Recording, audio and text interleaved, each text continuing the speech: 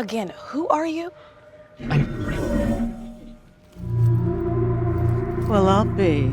Someone's put a sigil on that boy. Now that they're on the Witch's Road, what will wait for the Coven? Will Agatha be a good sport or try to play her fellow witches? Hi there, it's Micha. Join me for this review if you like to find out.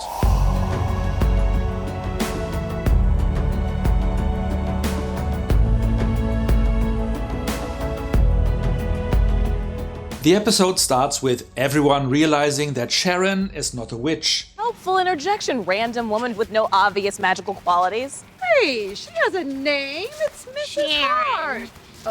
Which may create problems because the road will have a challenge for each of the witches' skills in store. Well, whoever she is, she has no business on the road. Which puts the rest of us in even more danger, and we don't even know what we're up against. Oh, and also each one will have to face their worst nightmares. So, no biggie.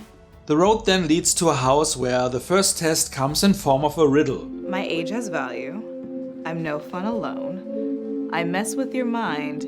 My tricks are well known. Which means they all have to drink a glass of wine that turns out to be poisoned. Which makes this the challenge for Jennifer, the potion witch, who has to create an antidote as a timer is counting down. While everyone is looking for the needed ingredients, they are also dealing with hallucinations that reveal everyone's deepest fears. For Jennifer, it is facing the man who took her powers. You are an inconvenient woman.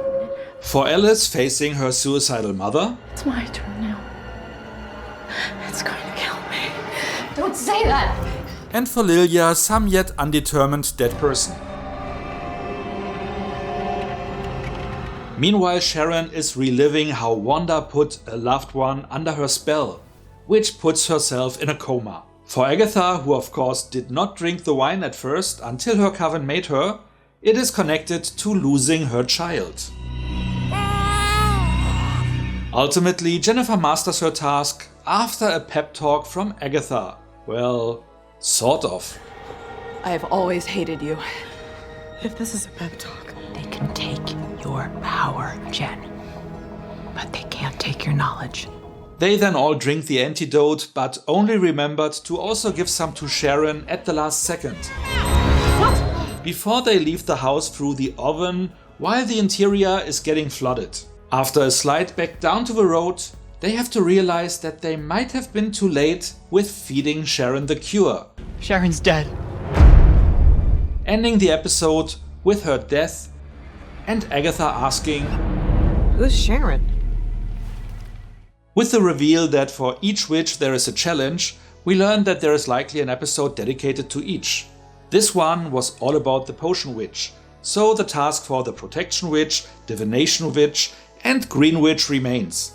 And one for Agatha, whose witches category we don't even know yet. They haven't brought back Aubrey Plaza's Rio Vidal yet, but as Sharon is dead now, she will likely take that place. And trailers suggested her to be coming in a morbid way. Heard you guys were having a party. what's up? Hey. Shall we? So maybe she is coming out of Sharon? I'm also not 100% sure Sharon is truly dead, but we will find out soon.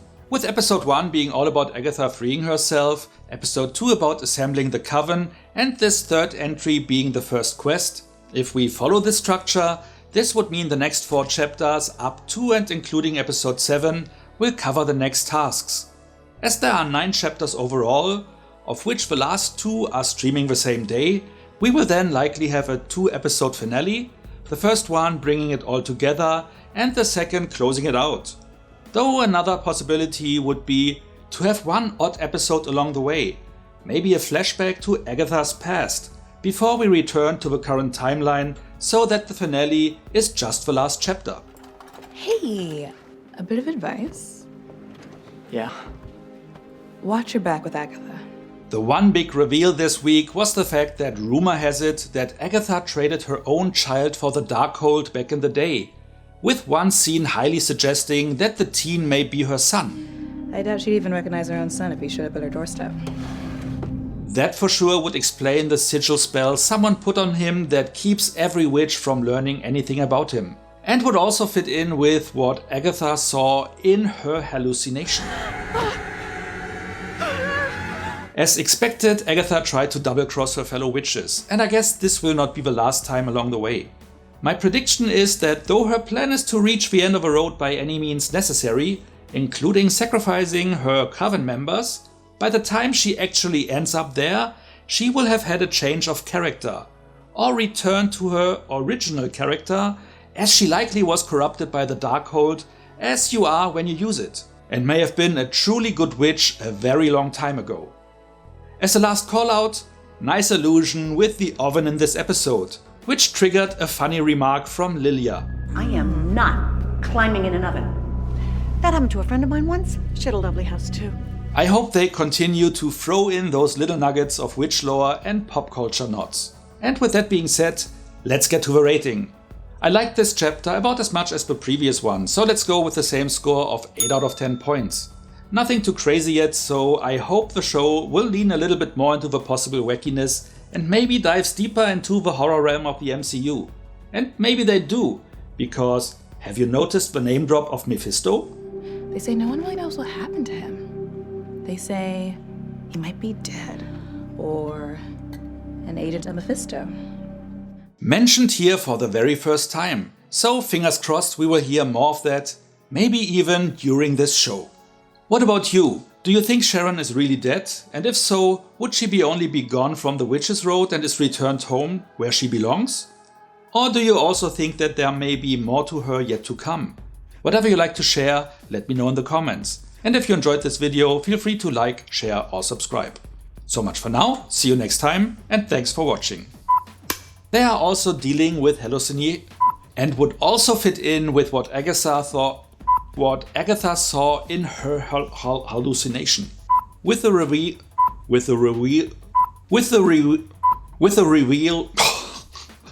I am tired, I guess.